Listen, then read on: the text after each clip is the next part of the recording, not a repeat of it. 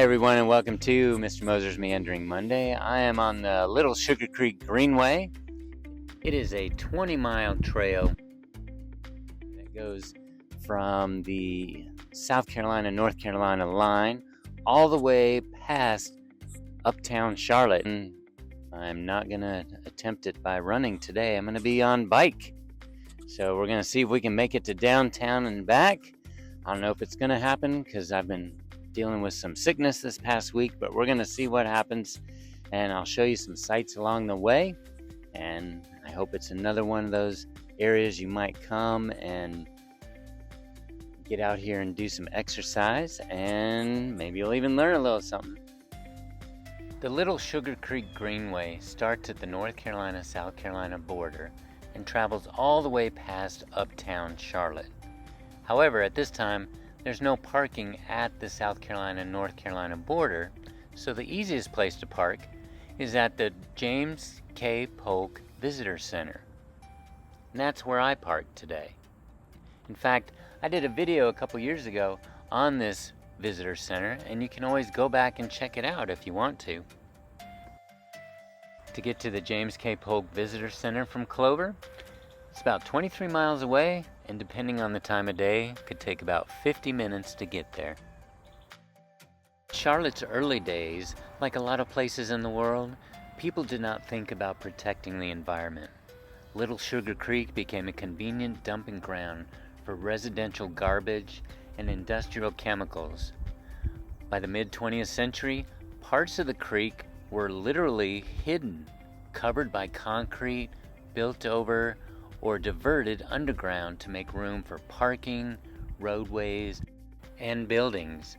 In fact, by the 1950s, sections of the creek had concrete covers. The city had essentially tried to bury the problem. Thankfully, a turning point came in the 1980s when city planners began to envision Charlotte with an urban waterfront with restored streams and greenways. But it wasn't until 1999 when money was approved to purchase creekside land, remove old abandoned structures, build the trails, and begin large-scale restoration.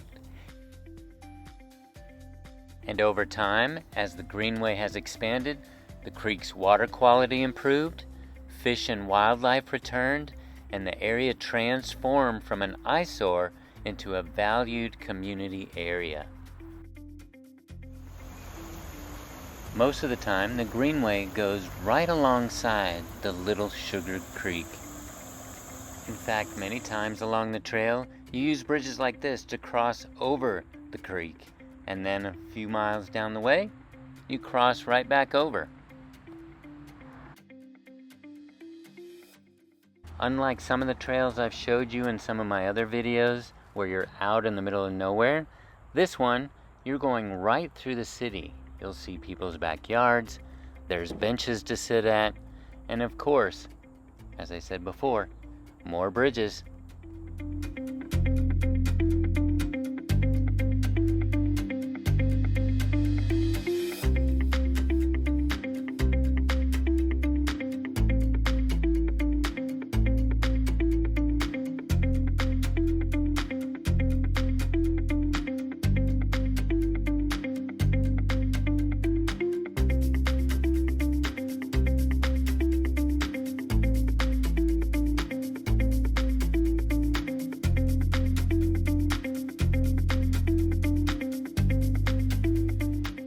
The newest section of the trail opened in June of 2023. This section connected the South Carolina state line to the rest of the Little Sugar Creek Greenway Trail. I even did a video about that section just a few months after it opened. Feel free to go back and check it out. So, how far did I get on today's trail on my bike? Well, I didn't start at the South Carolina state line because at this moment there isn't any parking for you to start there. So I started at the James Polk Visitor Center, traveled north along the trail, and finally had to stop just past Freedom Park. As I said earlier, I was getting over sickness. I just could not make it. But It allows me to be able to try again next time. I had to turn around and head back south for a total of 16 miles today. When I tackle this trail again and try to finish the whole thing, you can guarantee that'll probably be another video. So, if you come to Charlotte, don't miss the Little Sugar Creek Greenway. It's not just a path, it's a story flowing through the city. Thanks for coming along, and until the next trail, see you on the Greenway.